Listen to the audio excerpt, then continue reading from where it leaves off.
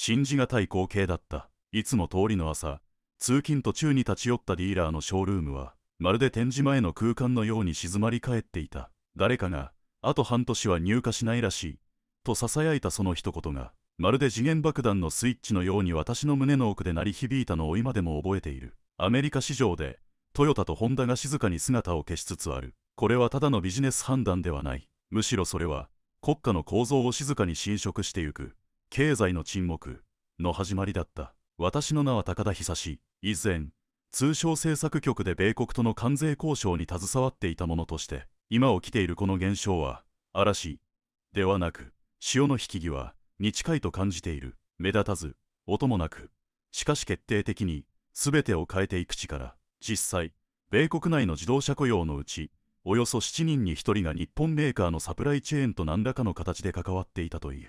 一本の糸が抜けただけで、網全体が崩れるような構造だった。そこからこぼれ落ちたものの中に、人の暮らしがあった。トヨタやホンダが撤退の意思を公にしたことはない。しかし、発注数は徐々に減り、半年後には、今後は別の拠点からの供給に切り替えます。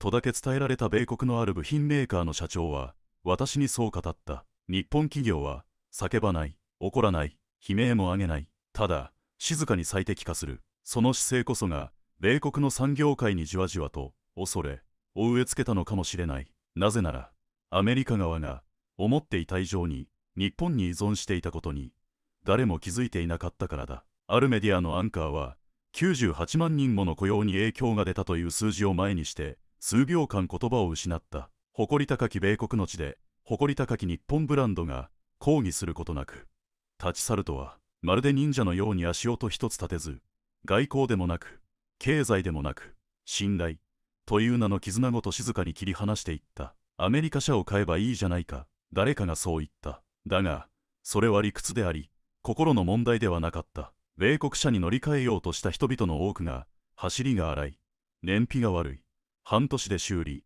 と眉を潜め、中古のトヨタに高額を払ってでも戻っていく。これは価格の問題ではない。習慣でも、贅沢でもない。それは、信頼という記憶が刻まれた消費者心理そのものだった。SNS ではこんな声が拡散されていた。ショールームに行ったら、欲しい車は半年待ち。アメリカ、ファーストって言ってたのに、どうして私たち消費者が最後にしわ寄せを受けるの？トランプ政権が掲げた、メイクアメリカグレートアゲイン。だが、静かに動いたのは言葉ではなかった。それは、日本企業の無言の一手だった。数字だけを見れば、選ばれる理由は明白だった。アメリカの消費者のうち、実に 74% が、壊れにくさ、燃費の良さ、アフターサービスの手厚さを理由に日本車を選んでいたという。価格が上がっても、中古車に切り替えてでも、彼らは日本車を信じ続ける選択をしていた。けれど、政治はそれを理解しなかった。いや、理解しようともしなかったのだろう。政策立案者たちは、関税を上げれば、日本車は高くなり、アメリカの雇用が戻る。という、あまりにも単純な構図にすがっていた。しかし、実際に課税されたのは日本からの完成車だけではなかった。カナダやメキシコを経由する部品、さらには米国内で組み立てるために使う一部の重要部材にまで波及したのだ。そしてその波紋は、静かに、しかし確実にアメリカの生産現場を蝕んでいくことになる。私が以前ホワイトハウスのブリーフィングに同席した際、ある経済顧問がこう漏らしたのを覚えている。私たちは、まるで自分たちの足元に爆弾を仕掛けたようなものだ。政策の不透明さは、日本企業にとって致命的だった。突然発表される関税率の変更、予告なく変わる制度。自動車産業は5年、10年単位の長期投資でしか動かない。未来が見えない国に、誰が未来を預けるだろうか。ある日本企業の幹部は、オフレコで私にこう語った。条件が厳しいだけなら、耐える覚悟はある。でも、未来が見えない。それが一番怖いんです。さらに深刻だったのは、代わりが利かない。という現実だった。アメリカ側は、壁さえ作れば、国内でなんとかなる。と踏んでいた。だが、その壁の内側にはまだ何もなかったのだ。熟練の溶接工、エンジンのホロ調整ができる検査にし、品質管理の哲学、すべて、日本企業が長年かけて現地に育ててきたものだった。その人々と共に、町工場も物流業者も静かに沈んでいった。例えばある州では、日本メーカーが部品の調達を停止した直後、1年以内に自動車関連の失業率が5倍に膨れ上がった。しかもその失業者の6割以上が再就職の見通しが立たないと答えている。数字の裏にある絶望を誰も見ようとしなかった。一方で消費者も事態の深刻さを肌で感じ始めていた。欲しいモデルは半年待ち、価格は急騰。SNS では怒りと困惑が入り混じった投稿が拡散されていた。なぜ私たちが罰を受けなければならないの？高くなってもアメリカ車だけは選ばない。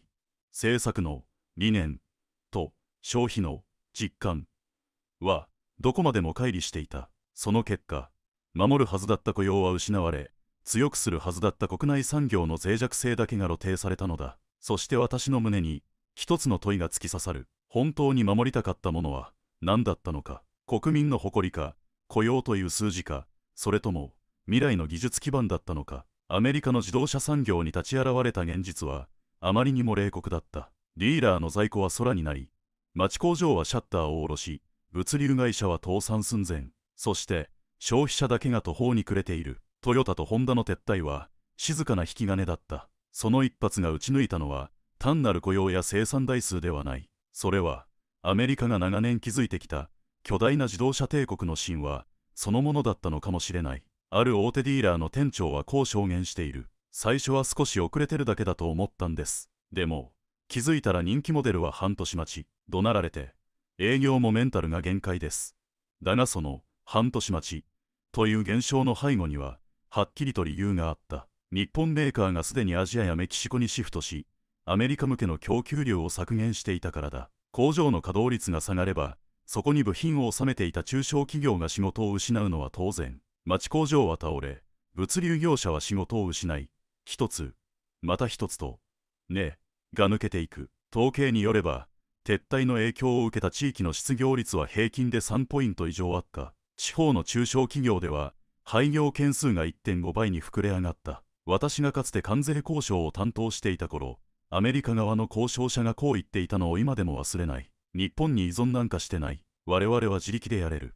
その言葉を聞いたとき、私は笑わなかった。ただ、少しだけ胸が痛くなった。欲しい車がない。価格は跳ね上がる。納期は数ヶ月後。そして、選べる車種すら限られてきた。そんな日常が、アメリカ全土のディーラーで、当たり前になりつつある。誰がこんな未来を予測できただろうか。少し前までアメリカは世界最大のショールームだったはずだ。けれど今その棚は空っぽで人々の財布だけが重くなった。消費行動は冷え込み、中古車市場は過熱し、特に低所得層の家庭では車を持つという希望すら諦めざるを得ないケースが目立ち始めていた。一方でこれは米国メーカーのチャンスだと期待された瞬間もあった。しかし現実は非常だった。急増した需要に供給体制が全く追いつかず、むしろ怒りと失望の矛先が米国車ディーラーに向けられるという皮肉な状況が生まれた。ある SNS 投稿が強烈にバズを起こした。半年待ってようやく手に入れたアメ車、修理ばっかりでもううんざり。やっぱり日本車が恋しい。企業も消費者も信頼を失いかけていた。それはもはや悪循環ではなく信頼の空洞化だった。さらに驚くべきデータがある。2018年に日本メーカーの撤退が始まって以降、アメリカの自動車産業全体の生産効率は約 7% 低下したという。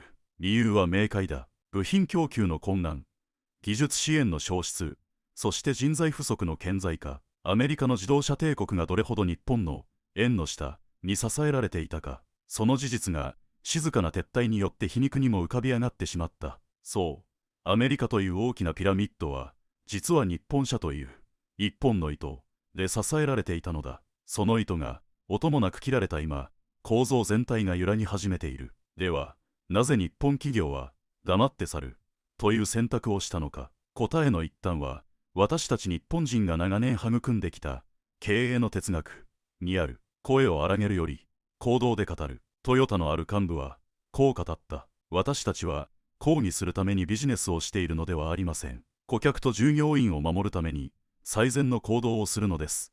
関税や規制にどれほど不満があってもそれを声高に訴えることはしない。なぜなら反発すれば相手を逆に追い詰め報復を招きかねない。だからこそ静かに立ち去ることで感情ではなく構造そのものを揺らすのだ。米国の政治評論家が言った。日本企業はまるで忍者だ。騒がず、抗議せず、誰にも気づかれずに、気がつけば全てが終わっている。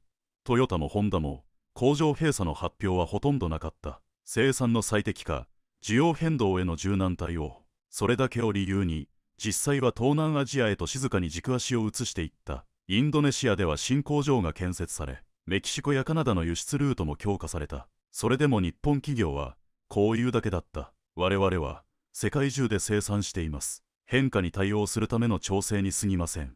あくまで、自然な調整、として進めることで、政治的な圧力を回避する。それが、日本流の戦わずして勝つ戦略なのだ。実際、日本メーカーはアメリカを切り捨てたわけではない。むしろ、過度に依存することを恐れただけである。そのために、彼らは長年をかけて出口戦略を準備してきた。アジア諸国にサプライチェーンを分散し、人件費、インフラの安定性、人口動態を冷静に見極め、リスクヘッジとしてのもう一つの柱を静かに育てていたのだ。ある元トヨタ幹部がこう語ったの。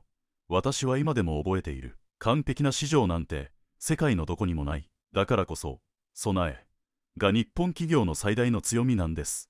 皮肉にも、アメリカが一国主義的な姿勢を強めるほど、日本企業にとって、撤退は正当化され、加速されていった。強引にドアを閉めてくる相手に、無理に残る理由はない。それが、日本側の静かな答えだった。アメリカが自ら閉じたドアの向こうで、日本のメーカーたちは、静かに次なる扉へと手をかけていた。それは、抗議でも敗北でもない、単なる選択だった。けれどその静けさこそが、アメリカ経済に深い爪痕を残していた。いや、それは経済だけではない。消費者の心にこそ、最も深い亀裂が生まれ始めていた。アメリカ人は国産車に乗るべきだ。あの日、演説台でそう叫んだ前大統領の姿を、私は今でも思い出せる。彼の言葉に会場が沸き、拍手が巻き起こっただが数年後、現場はどうだったか。ディーラーの倉庫は空に近く、人気の日本車は半年待ちが当たり前。それでも消費者たちは諦めることなく予約リストに名前を書いていった。高くてもいい、安心できる車に乗りたい。そこにトランプ政権が見誤った最大の計算違いがあった。彼らは関税で輸入車を不利にすれば国内メーカーが売れると考えた。だが消費者心理はそんな単純な方程式では動かなかったのだ。あるトヨタユーザーはこう語った。カローラを15年乗り継いできた。燃費もいいし、壊れたことがない。どんなに値上がりしても、結局日本車に戻るんだ。調査会社 JD パワーのデータでも裏付けられている。関税導入後も、日本車のリピート率は 70% を超え、むしろ中古車の需要がさらに加速していた。その一方で、アメリカメーカーは、自国優遇の追い風を受けながらも、消費者の期待に応えることができず、ブランド力の脆さを露呈した。価格は下がったかもしれない。でも安心は買えなかった。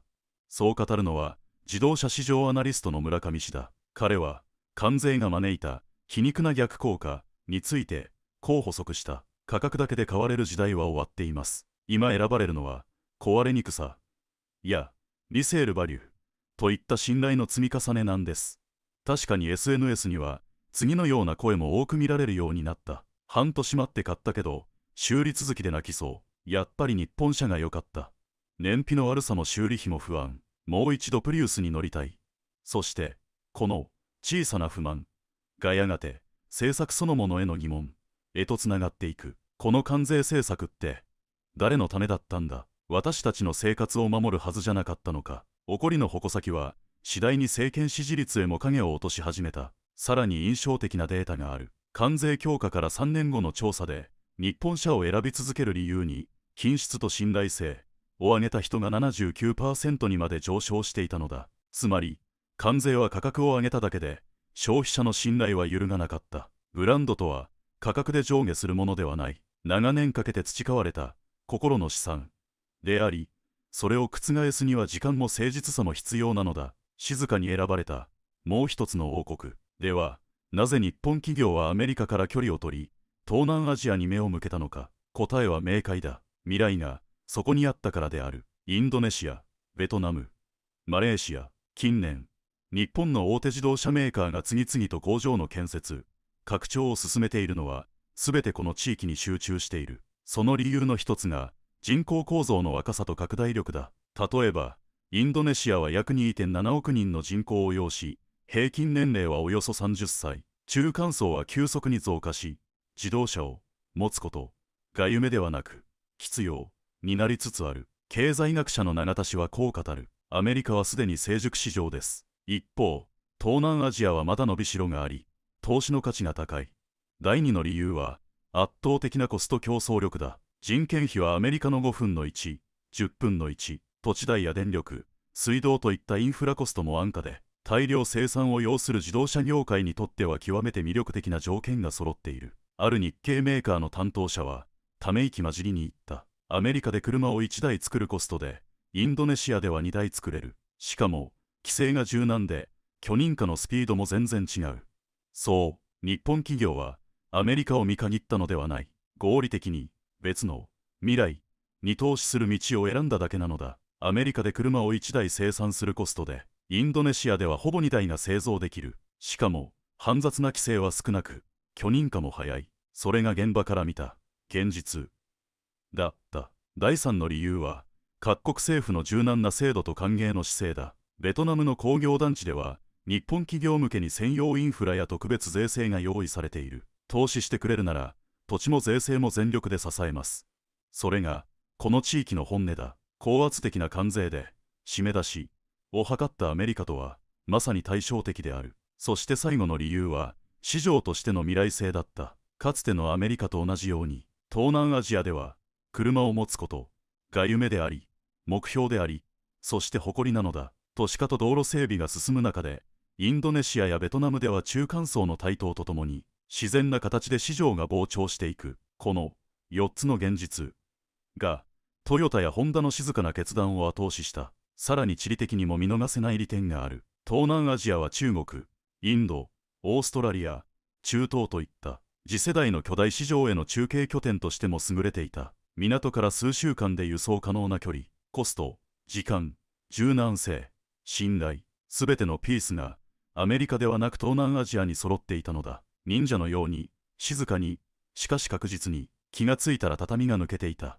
あるアメリカの部品サプライヤーの社長が、日本企業の撤退を知ったとき、そうつぶやいた。煙もなく、音もなく、正面衝突すらしない。ただ、気がついたときには、すべてが変わっている。そう評されるほど、日本の撤退は巧妙だった。なぜ彼らはあえて騒がず、語らず、そして、立ち去ることを選んだのか。答えは、日本の経営哲学にある。トヨタやホンダの DNA には、ある共通項が染み込んでいる。声を上げても、得られるものは少ない。不利ならば、動けばいい。静かに、確実に。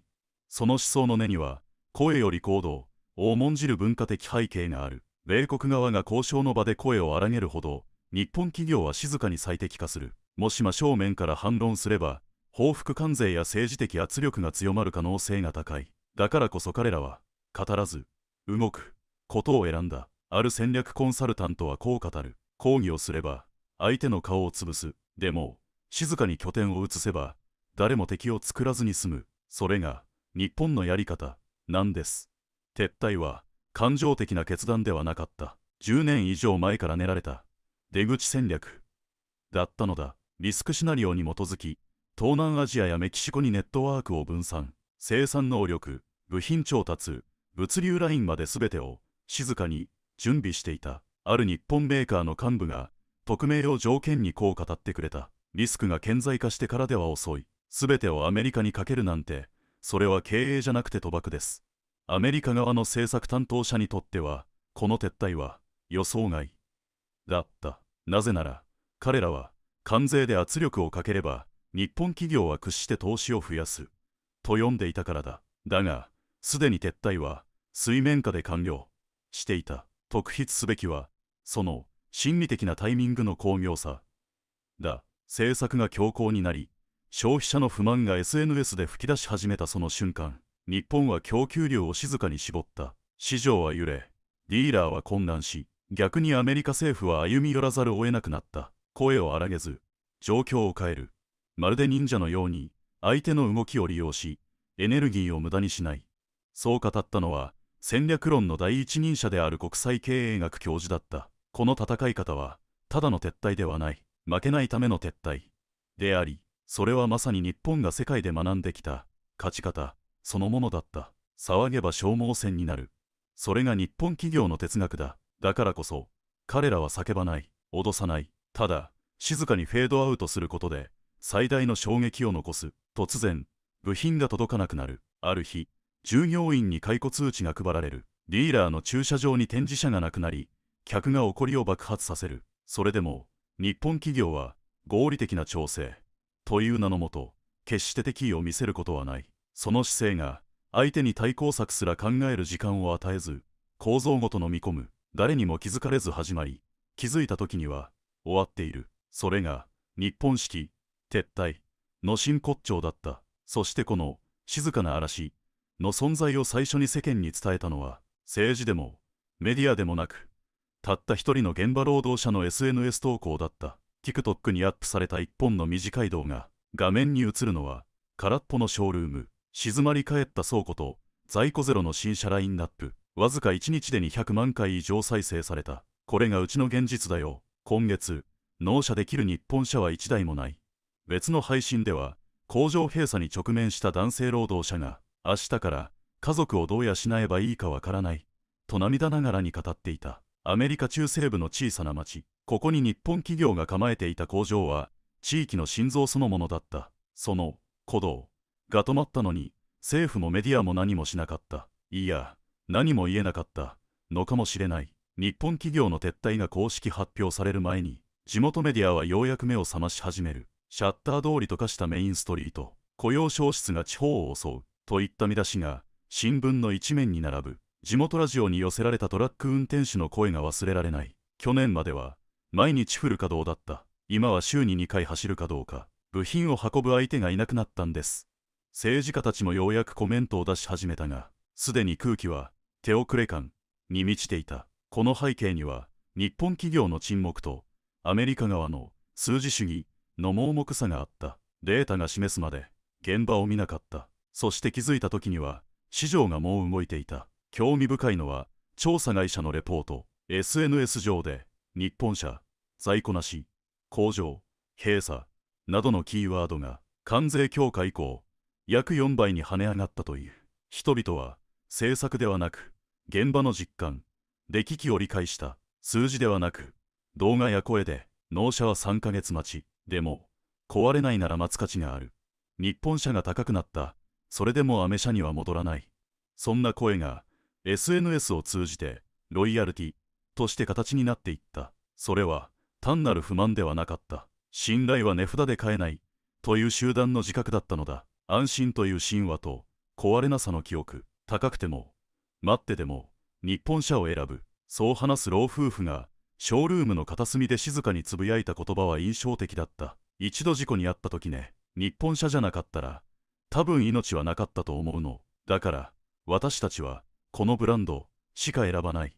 この一言に日本車がアメリカ市場でただの道具ではなく安心の象徴として根付いていることを強く感じた。日本メーカーは何十年もかけて壊れにくい、燃費がいい、そしてリセールバリューが高いという神話を築いてきた。それは単なる広告の成果ではない。無数の工場現場での改善、不具合を止める仕組み、丁寧なアフターサービスの積み重ねがいつしか消費者の心に安全という感情として刷り込まれていたのだ。消費者心理学者は言う。車は単なる移動手段ではない。命を預ける場所なんです。だから信じられるブランドしか選ばれない。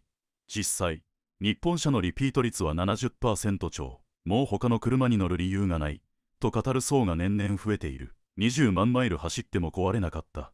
あるトヨタのハイブリッド車オーナーがそう語る SNS の投稿は瞬く間に拡散された。彼は言った。もう他の車に乗る理由がないんです。アメリカの消費者のうち実に8割が故障の少なさを理由に日本車を選んでいるという。それは偶然ではなかった。それは日本企業が半世紀以上かけて作り上げた工場的信頼の成果だった。例えばトヨタでは製造ラインのどこかで微細な不具合があればライン全体を止めてでも修正する文化がある。ホンダではエンジンに規定以上の負荷をかけて壊れるまで試験する超耐久設計が徹底されている。こうした地道な改善の蓄積こそが壊れない神話の実態なのだ。ブランドは宣伝で作るものではない。積み重ねられた記憶と経験が人々の心理に基準点を作る。心理学ではこれを認知的アンカー効果と呼ぶ。一度安心できた体験は他の選択肢への移行を阻む心の怒りとなる。一度でも命を守ってくれた車への信頼は数字や価格を超越する。アメリカ国内での日本車リピート率は約 70%。特に女性や若年層からの支持が厚い。ガソリン代は高いし、壊れたら修理費も怖い。だから結局日本車に戻るんです。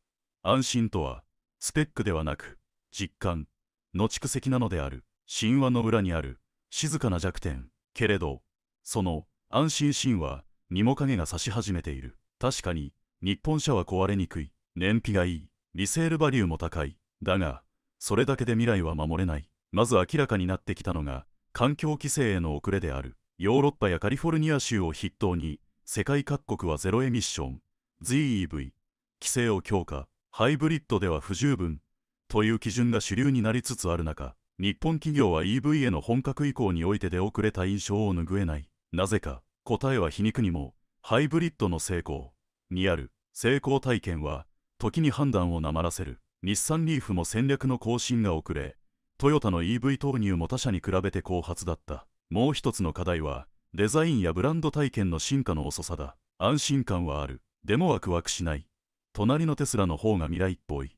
こうした声が SNS で広がっているのは単なるファッションではない。テスラが示した車はソフトウェアであるという発想の転換に日本企業はまだ十分に応えられていない。 OTA オーバーザヤーのアップデート、スマホとの UI 統合、走行データとクラウド連携、車と暮らしをつなぐ体験型の魅力ではまだアメリカ勢の方が一歩先を行っているのが現実だ。さらに多様化する市場への対応力も問われている。例えば東南アジアやインドの成長市場では国ごとの規制、宗教、文化、道路インフラが全て異なる。かつてのように高品質な1モデルを世界中にという思想はもはや通用しない。コンサルタントはこう語る。品質はもはや当たり前の土台です。その上でどれだけ市場と会話できる車を作れるかが勝負です。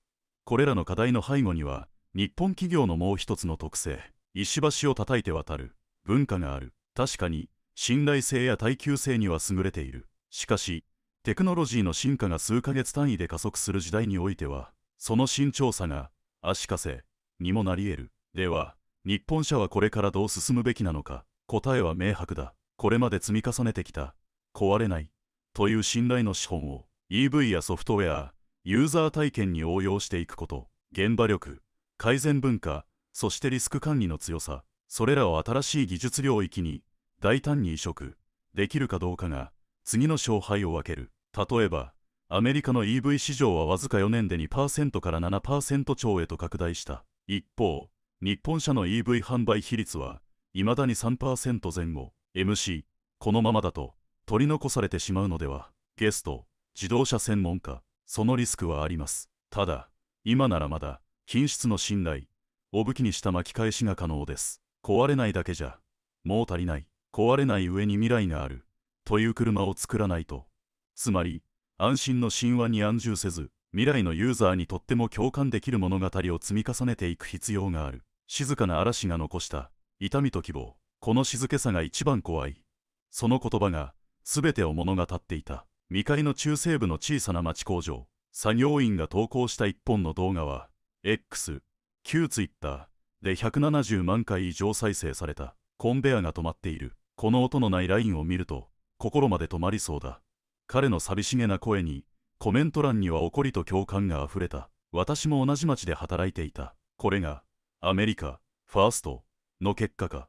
その動画はローカルテレビにも取り上げられ数十万シェアを超える話題となった。さらにバズを起こしたのは女性トラックドライバーのインスタグラム投稿だった。画面にはかつて毎日満載だった2台のトレーラーと今は空っぽの2台。私の毎日はこう変わった。添えられたタグはグッドバイ静かな嵐。それはただの別れではなく静かな覚悟だった。中には皮肉を込めた投稿もあった。空っぽの駐車場に建てられた看板にはこう書かれていた。駐車無料、ただし車はありません。その写真は30万以上のいいねを集めた。しかし、こうした投稿は単なる悲鳴に終わらなかった。次第に SNS 上では、この状況をどう変えるかの議論が生まれ始めた。自動車産業を立て直すには、日本車の撤退から学べることは、地元政治家も、経営者も、若者たちも、その会話に加わった。クラウドファンディングが立ち上がり、廃業寸前の部品メーカーを救おうという動きも始まった。閉鎖された工場の前で、未来の工場を取り戻そう、という横断幕を掲げた。地元高校生の写真は、涙を読んだ。ここで働いていたお父さんのために。というキャプションには、数千件のコメントが寄せられた。ゲスト、メディアアナリスト、日本企業の静かな撤退は、アメリカ社会に現場を見直す視点を取り戻させた。統計や政策では見えない人の営みが再び社会のテーマになった。MC、悲しい話ですが、どこかに希望も感じますね。ゲスト、失ったからこそ、守りたいものに気づける。静かな撤退が残した最大の教訓は、問いを残す力です。産業というものは単純ではない。自動車は3万点以上の部品で構成され、サプライチェーンは国境を越えた網の目のように張り巡らされている。壁を築けば敵が防げると思った。だが現実には、その壁が一番先に断ち切ったのは国内の信頼関係だった。MC、では我々は何を守るべきだったんでしょうか。ゲスト、経済学者。答えはシンプルです。信頼です。日本車が築いてきた人気は、品質や耐久性といった長年の信頼の結晶であり、部品サプライヤーとの関係も雇用も全てはその信頼のネットワークの上に成り立っていた。あるアメリカ中西部のサプライヤー経営者はこう言った。政治家は雇用を守るというけど、私たちにとっての雇用とは日本企業との取引そのものなんです。関税は国を守るように見えて、実は協力を基盤とする雇用を壊す派になった。消費者も同じだった。壊れにくい日本車を選び続けるのはスペックではなく安心感だった。その選択肢を規制で奪えば信頼が壊れる。MC、つまり守るべきは選択肢と信頼だったということですね。ゲスト、そうです。そしてそれが崩れたとき、取り戻すのは非常に困難です。見えないところに最も大きな力がある。私たちは見えないところに一番力を注ぐ。この言葉を語ったのは、かつてトヨタで製造責任者を務めた人物だった。日本車のブランドを支えるもの、それはテレビ CM でもロビー活動でもない、現場での誰にも見られない改善の積み重ねだ。トヨタでは年間5万件以上の改善案が従業員から提案される。ネジ1本の締め方、数グラムの軽量化、部品の組順、その一つ一つが燃費の向上や不具合削減につながっている。MC、そんなに改善する余地ってあるんですか。ゲスト、元トヨタ工場長。完成だと思った瞬間から衰退が始まるんです。さらに経営層が机上の数字だけで判断しない現場主義も健在だ。あるエピソードでは、役員自ら油まみれの現場に入り、半日を過ごして現場の声を拾ったという。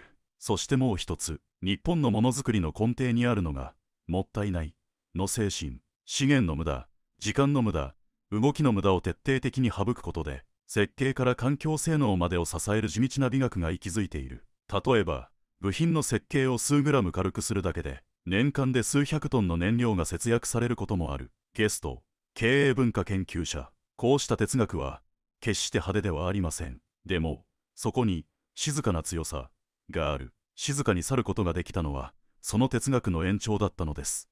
この忍者のような撤退は魔法ではなかった。それは長年の改善、観察、準備、謙虚さが織りなした構造的リスク管理の極致だった。MC、でも正直若者には響かないんじゃないですか。そんな地味さ。ゲスト、逆にそれがブランドになる時代が来ています。誰が言っても安心できる、壊れない、嘘をつかない、その地味な誠実さこそが今一番希少な価値です。ではこうした現場の精神は EV やソフトウェアの世界に活かせるのか。今その挑戦が始まっている。トヨタの次世代 EV 工場ではデジタルと改善文化の融合により従来の組み立て時間を大幅に短縮する試みが進んでいる。ホンダも環境負荷ゼロ工場を発表し、哲学の次の形を模索している。時代は変わっても日本のものづくりの本質は変わらない。そして変わらないからこそ変化に適応できる力がある。まず最も早く、そして最も深く傷ついたのは日本企業の隣で支えていた人たちだった。トヨタとの契約終了を受け、ある地方の金属加工工場は従業員の半数を解雇。物流会社では部品を運ぶトラックが減り、運転手はアルバイトへ、港湾作業員の労働も激減し、倉庫は稼働率を保てなくなった。工場に依存していた町ではレストラン、スーパー、小売店の売り上げが一斉に低下。消費が減れば町は静かになり、シャッターは閉まり始める。それはまるで心臓が止まった体のようだった。 MC、 こんなにも広く深く連鎖するとは。ゲスト、地域経済学者。工場とは町の循環器なんです。それが止まれば教育、医療、文化すら揺らぎます。例えばある小学校では保護者のリストラが相次いだことで寄付金が減少、音楽や美術の授業が削減され、学校存続の危機にまで発展した。地域コミュニティも空気が変わった。かつてはにぎわっていた町民イベント、公民館、スポーツチーム、そのどれもが縮小、または消滅。そして何より働く人々の誇りが削られた。カウンセリング希望者は急増し、自己効力感を失ったという理由での精神医療相談件数も3年連続で上昇したという。米国労働統計局のデータによれば、大規模工場閉鎖から2年以内に地域の失業率は平均3.5ポイント上昇し、完全回復には5年以上かかるという。だが、全てが絶望ではなかった。ある町では、撤退した日本工場の跡地をリノベーションし、スタートアップ向けの工業団地として再起動。かつて日本企業の現場で培った技術を引き継ぎ、自分たちの手で雇用を作ると立ち上がる若者たちも現れた。また、東南アジアに移転した工場へ元米国技術者が支援アドバイザーとして出向するケースも生まれている。 MC、 負けの連鎖の中にも前に進む人たちがいるんですね。ゲスト、撤退は終わりではなく問い直しの始まりでもあるのです。世界に残された問い。ある地方紙のコラムは日本企業の撤退をこう総括した。静かだったからこそ深く響いた。声を荒げずに立ち去り、98万人の雇用に影響を与えたその一手は、単なるビジネスの決断を超え、国家の思考に揺さぶりをかけた。 MC、 私たちはあの撤退から何を学ぶべきでしょうか。ゲスト、国際経済学者。信頼の重さです。短期的な保護主義では築いてきた信頼は守れません。アメリカ第一主義は確かに声高で劇的だった。だが、サプライチェーンや消費者心理という精密な構造の上にあった産業を一枚の壁で支配できると思ったことが最大の過ちだった。そして何より日本企業の一手は一貫していた。無理をせず、敵を作らず、準備を怠らず、静かに行動する。その姿勢は誰よりも派手ではなかったが、どの国にも適応可能な柔軟性を持っていた。 MC、 まさに忍者ですね。ゲスト、そう呼ばれるのも当然です。撤退さえも相手に気づかれないほど静かなんです。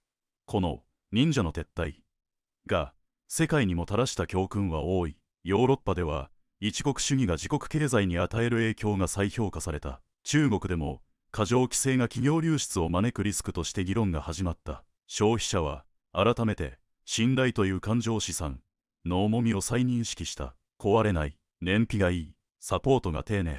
日本社に対する評価は政策一つで揺るがなかった。そして企業も学んだ。日々の改善、リスク分散、現場主義、そのどれもが有事の最大の資産であるということ。信頼は一晩では築けないが、たった一日で壊れる。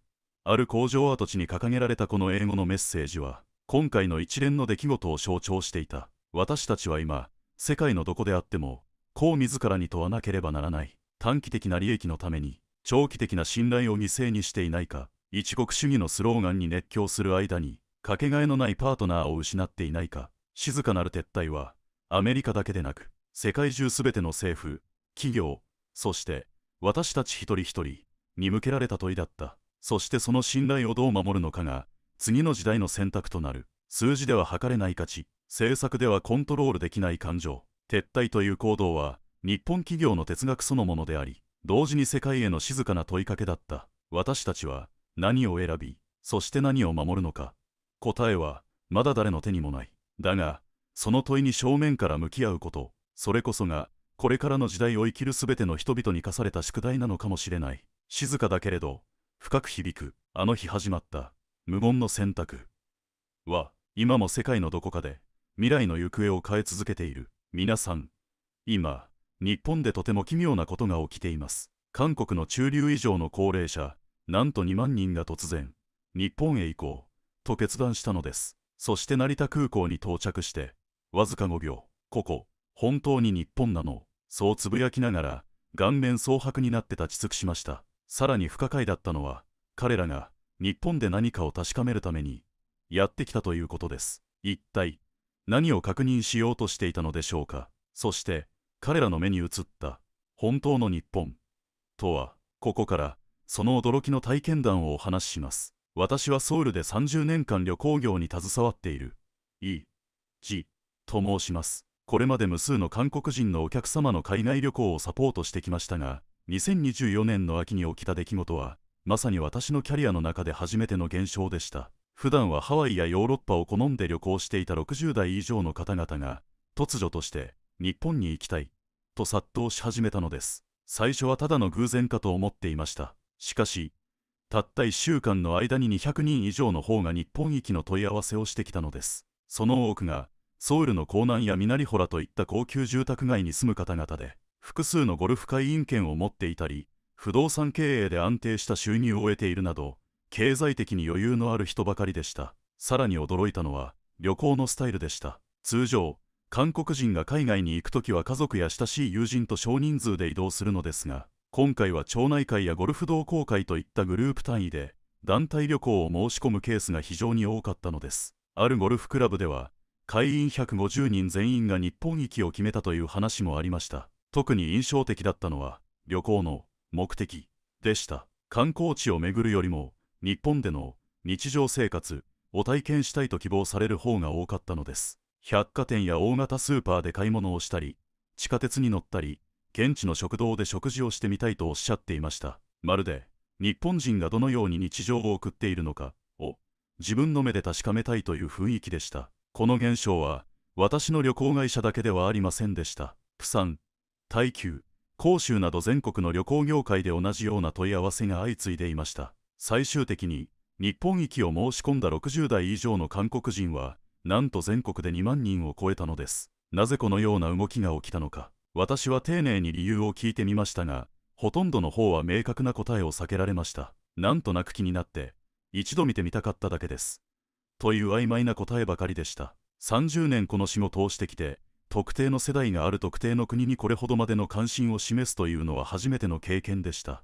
しかもその行き先が日本だったという点で私にとっても大きな驚きでした。結果的に弊社では日本向けの旅行商品を急遽拡充し、日本現地ガイドとの連携も強化する必要が出てきました。そして韓国の中高年層による本格的な日本訪問がいよいよ始まったのです。第一陣の団体旅行客が成田空港に到着した日のことは今でもはっきりと覚えています。私もサービスの一環として現地のガイドと一緒に空港まで出迎えに行きました。しかしそこで見たお客様たちの反応は全くの予想外でした。飛行機から降り入国ゲートを出たキム・ビョンス先生が最初に発した言葉、ここ本当に日本なのかと周囲を見回しながら小声でつぶやかれたのです。空港のスケールと近代的な施設の整いぶりに感嘆されていました。特に免税エリアを通りながら店舗の洗練されたデザインや多様なブランド展開に何度もうなずいておられました。同行していたパク・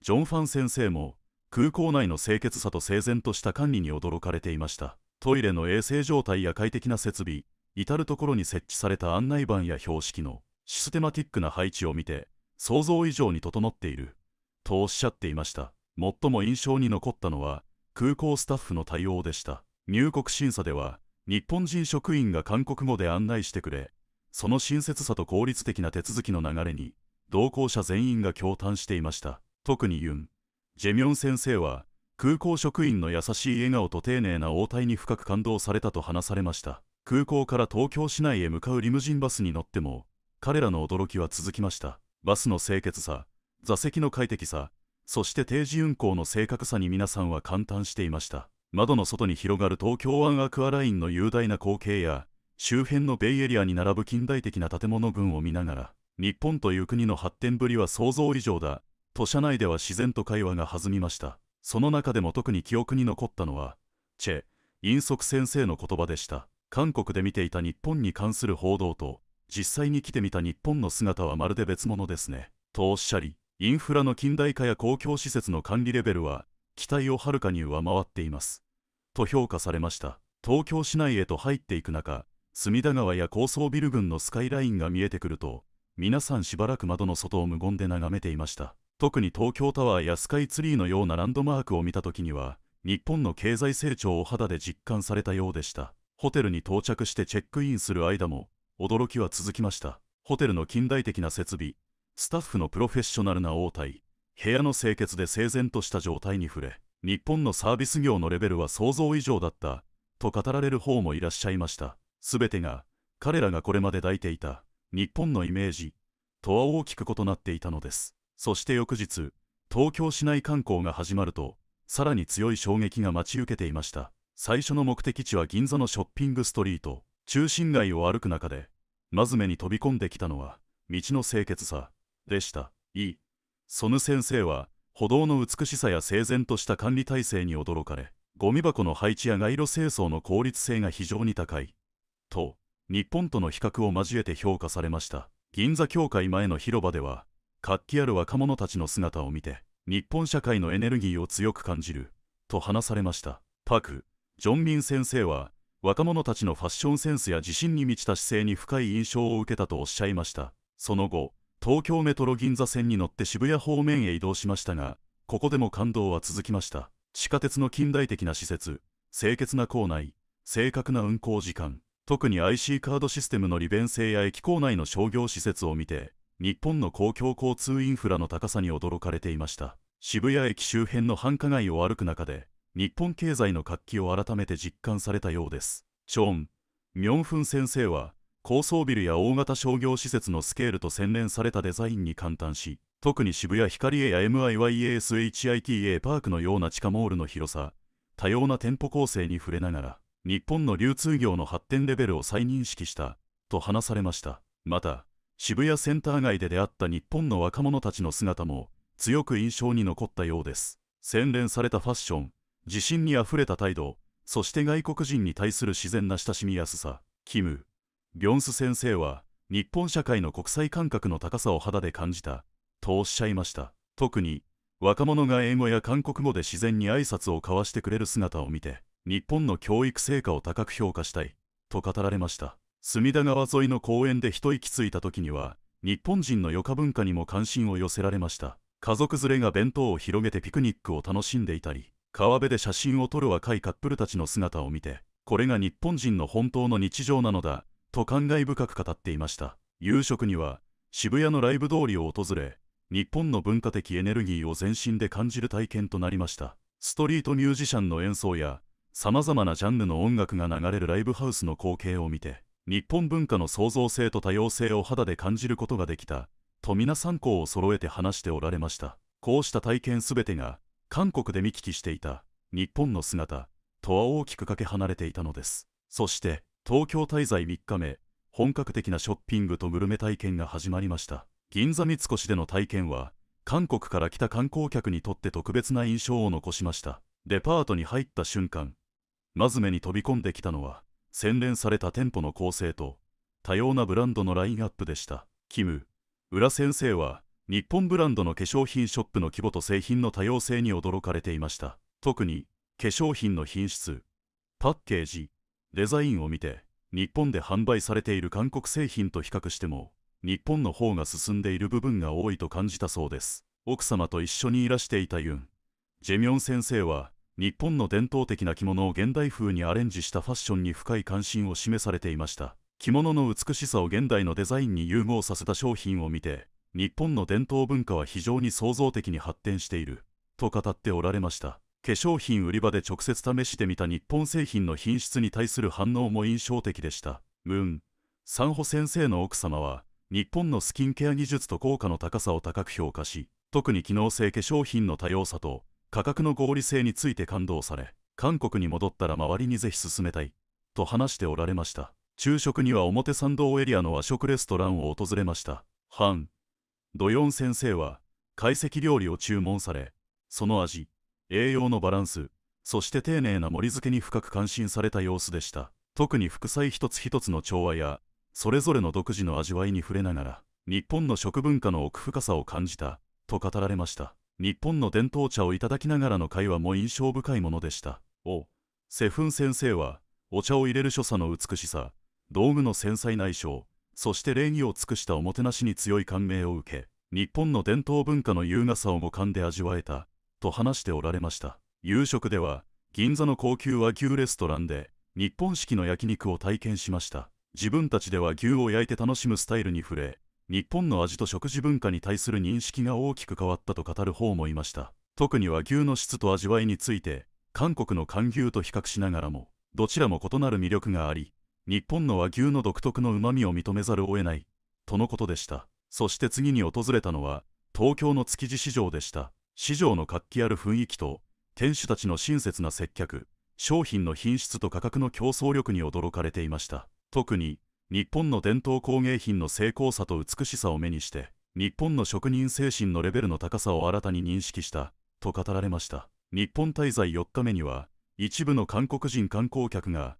日本の医療サービスを実際に体験することになりました。これは当初の予定にはなかったのですが、旅行中に健康診断への関心が高まり、自然と組み込まれた工程でした。新宿の大型総合病院で健康診断を受けたパク・ジョンファン先生の体験が特に印象的でした。病院に到着してすぐに感じたのは、設備の近代化とシステムの整然さでした。受付から診察、検査までが全てデジタル化され、待ち時間も最小限に抑えられていたことに驚かれていました。特に印象的だったのは、医療スタッフの専門性と親切さ。担当医や看護師が韓国語で説明してくれるだけでなく、検査中の細かな配慮と正確な技術に非常に安心して任せられると深い信頼を寄せておられました。韓国で受けていた健康診断と比較しても全く遜色ないと評価されました。検査結果を受け取った時にはさらに驚かれていました。結果の正確さ、詳細な説明、そして医療人の親切な応対に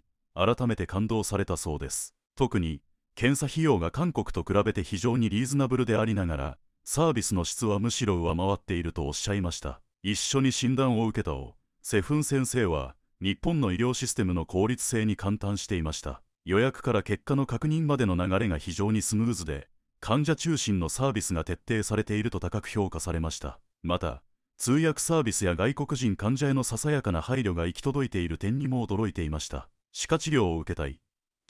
先生。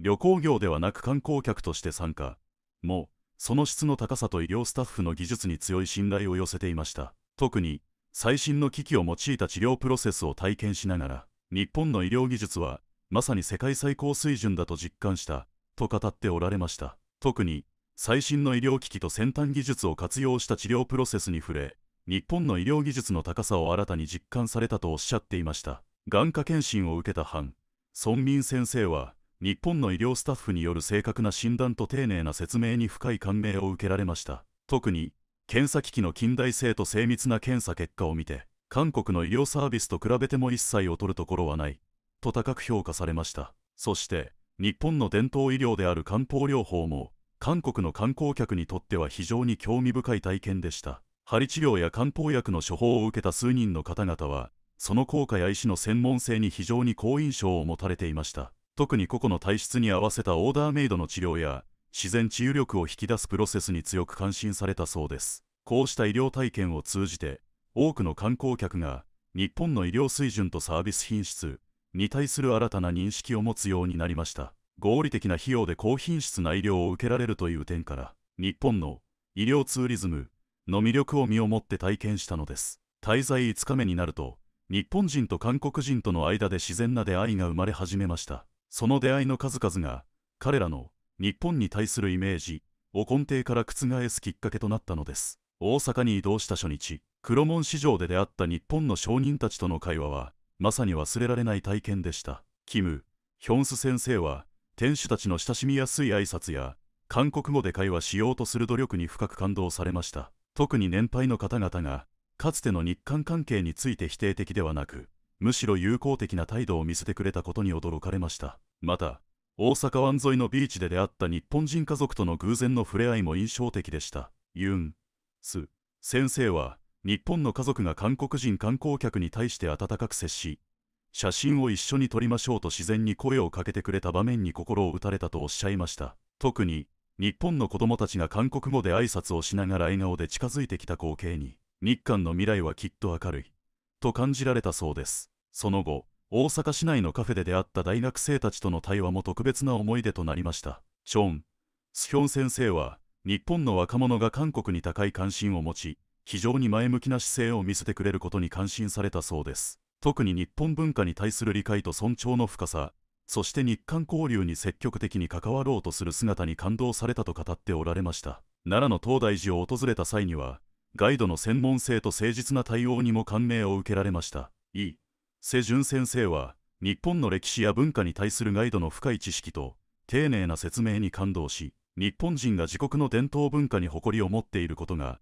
言葉の端々から伝わってきたと話されました。その後、東京に戻って訪れた伝統的な古民家では、日本のおばあさんとの会話が心に残る体験となりました。ムン・ソンジャ先生は、日本のおばあさんが韓国語で昔話を語りながら見せてくれた温かな心遣いに胸を打たれたとおっしゃいました。特に戦後の困難な時代について語る中でも、未来への希望を伝えようとする姿に深い感謝の気持ちを抱かれたそうです。また、日本の伝統市場で出会った若い商人たちの姿にも驚かされました。パク・ミヌ先生は、日本の若者たちの誠実さ、親切さ、そして韓国人観光客に対する心のこもったおもてなしに感動されたそうです。特に言葉の壁を乗り越えようとする努力と心からのサービス精神に感嘆されていました。地下鉄で出会った一般市民の姿も韓国の参加者たちには特別な体験でした。お年寄りに席を譲る若者の姿、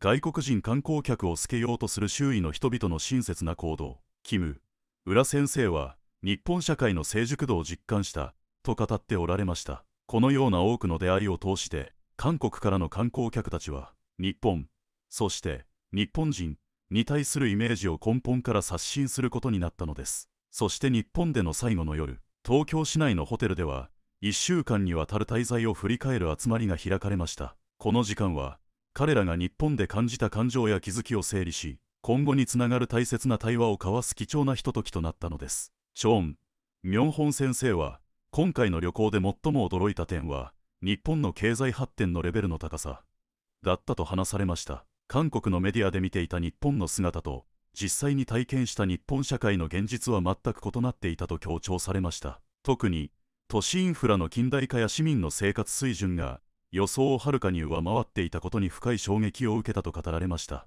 キム・ビョンス先生は、日本人の親切さと礼儀正しさについて特に言及されました。年配の方から若者まで、あらゆる世代の人々が韓国人観光客に対して温かな関心と配慮を示してくれたことが、最も感動的だったとおっしゃいました。過去の歴史についての否定的な感情よりも、未来志向の姿勢に驚かれたとも語っていました。パク・ジョンファン先生は、日本の文化的な活力と創造性を高く評価しました。伝統文化を現代的に再解釈する力や、若い世代の文化的感性に深く感心されたそうです。特に、日本の食、化粧品、ファッションなど多様な分野で見られる革新的なアプローチは、韓国も見習うべき点が多いと話されていました。